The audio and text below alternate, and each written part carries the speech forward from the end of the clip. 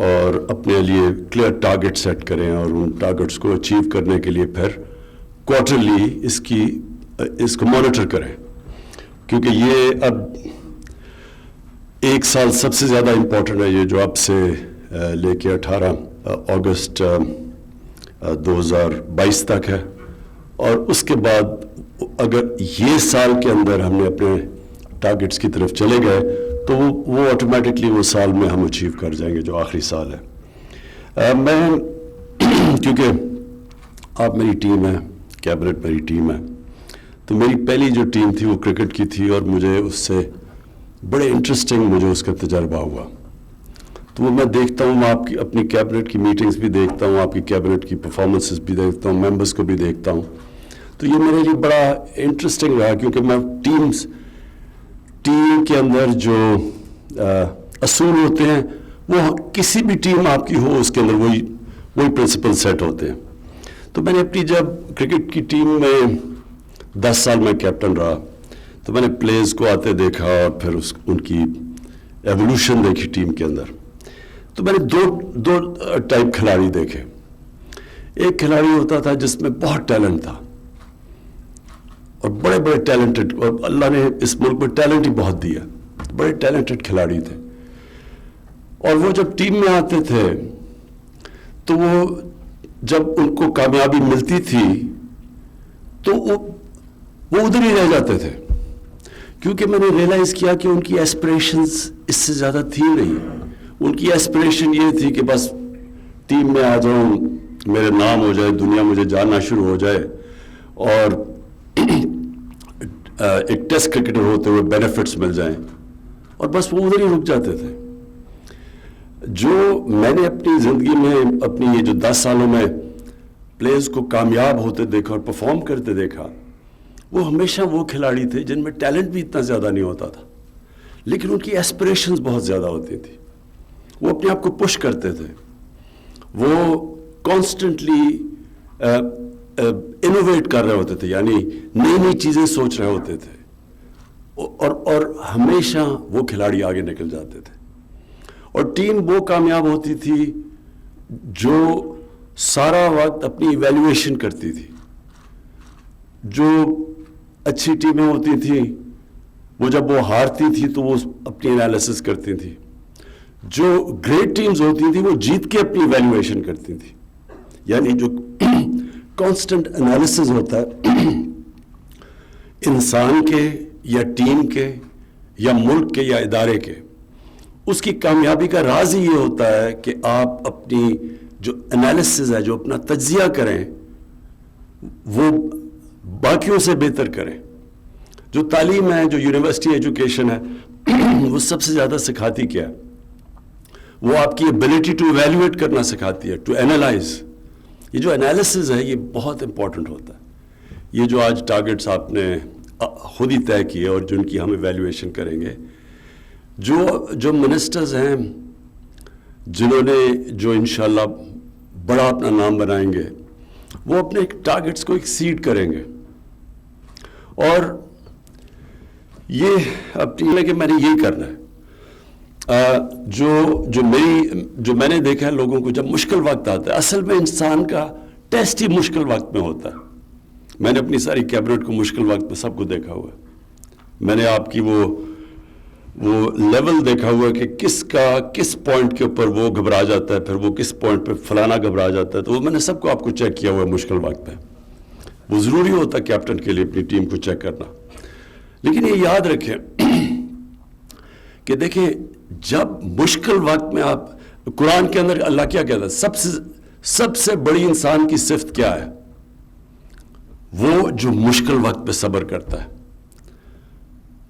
Patience in adversity, یہ سب سے زیادہ یہ بھی بڑا امپورٹنٹ ہوتا ہے کہ اس میں پھر انسان کا جو کیلیبر ہے نا وہ بڑھتا جاتا ہے۔ آپ جتنا آپ مشکل وقت کو فیس کرتے ہیں، آپ میں کیپیسٹی مشکل وقت کی فیس کرنے کی بڑھ جاتی ہے اگلی دفعہ۔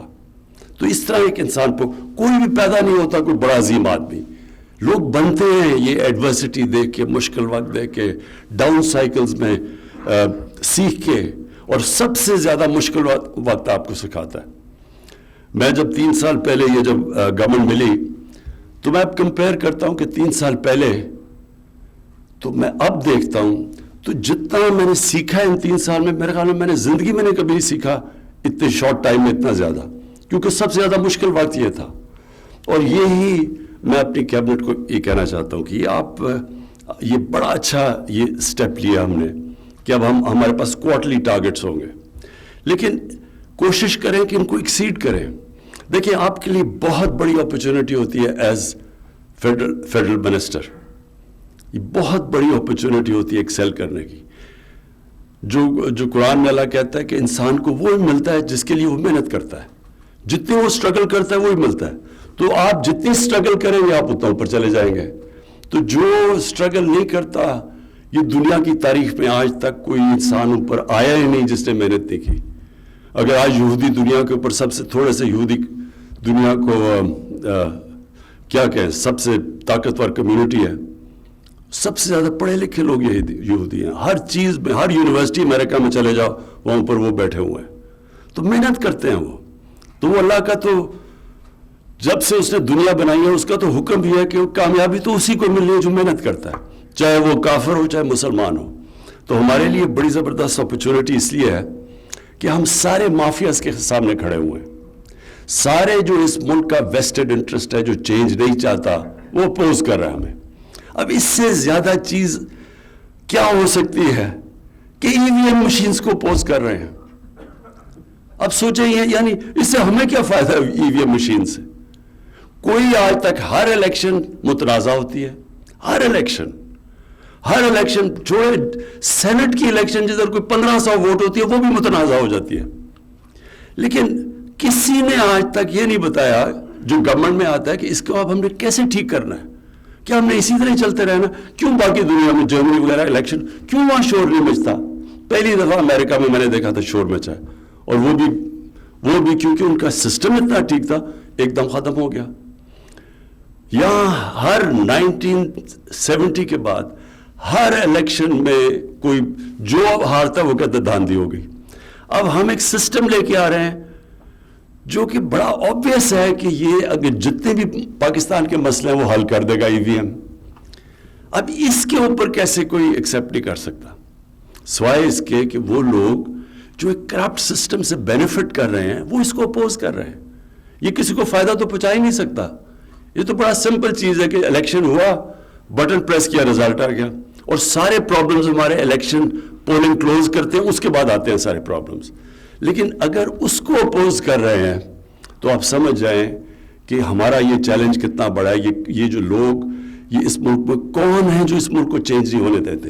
یہ چھوٹا سا ویسٹڈ انٹرسٹ ہے، یہ تھوڑے سے لوگ ہیں، یہ بینیفٹ کر بیٹھے ہیں اس کرپٹ سسٹم سے، اور وہ سب سے بڑے ہمارے دشمن ہیں. تو اس لیے آپ کی بہت بڑی ذمہ داری ہے.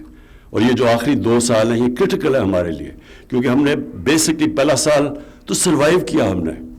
دوسرے سال میں یہ جو ہم نے چیلنجز لیے، یعنی ایک طرف اکانومی سنبھال لی ہے، دوسری طرف کرونا آ گیا، اور جس طرح وہ ہینڈل کیا گیا، میرے نہیں خیال میں کہ ہم نے وہ کریڈٹ لیا ہے جس طرح ہم نے کووڈ-19 کو جس طرح ہم نے فیس کیا ہے. میں نہیں سمجھتا کہ ہم نے پوری طرح ہماری گورنمنٹ نے اس کا صحیح بارے میں اپریشیٹ کیا کہ کس طرح کی کتنے مشکل فیصلے تھے، کتنا پرابلم تھا یہ جو بیلنس کرنا ہے 2 مشکل راستے میں. لوگوں کی جانیں بھی بچانی ہیں، اکانومی بچانی ہے، اور اس میں پھر جو چیلنجز تھے. تو ہم نے بڑی مشکل وقت سے نکل کے یہاں آئے ہیں. اب انشاءاللہ ہمارا ٹائم ہے کہ ہم یہ سال پوری محنت کر لیں تو انشاءاللہ یہ ہم ادھر پہنچ جائیں گے کہ آپ کو جو لوگ کہتے ہیں نا جی میرے حلقے کے لیے ایم این اے کہتا ہے جی مجھے پیسے دو، ڈیولپمنٹ فنڈ اگر نہیں ملے تو میں ہار جاؤں گا. کبھی آپ ڈیولپمنٹ فنڈ سے نہیں جیتیں گے، آپ گورنمنٹ کی پرفارمنس سے انشاءاللہ ہم جیتیں گے. اور میں اپنے جو ہمارے صوبے ہیں کے پی اور پنجاب میں، اور اب تو گلگت بلتستان اور آزاد کشمیر، اصل بیٹل ہے وہ اس وقت پنجاب کی ہے. اور پنجاب میں لوگ بڑے یہ کہتے ہیں کہ جی دیکھیں آپ نے بڑے چینجز کر دیتے ہیں، یہ آپ فریکوینٹ چینجز ہیں. چینجز کا کوئی آخر میں یاد نہیں رکھے گا آپ نے چینجز کتنے کیے. لوگ یہ یاد رکھیں کہ آخر میں 5 سال میں آپ نے ریزلٹس پروڈیوس کیے یا آپ نے نہیں کیے، آپ نے گورننس سسٹم بہتر کی یا نہیں کی. تو وہ ہمارے لیے چیلنج ہے. اور انشاءاللہ اگر ہم نے یہ آخری 2 سال پورا زور لگا دیا, اپنے جو بھی ہم نے اپنے آپ کو ٹارگٹ سیٹ کیا ان کو ایکسیڈ کر دیا, تو انشاءاللہ یہ پارٹی اور مضبوط ہو کے, ہماری کولیشن گورنمنٹ اور مضبوط ہو کے انشاءاللہ آگے آئے گی. ارباب شہزاد ارباب آپ کو پھر سے میں خراج تحسین پیش کرتا ہوں.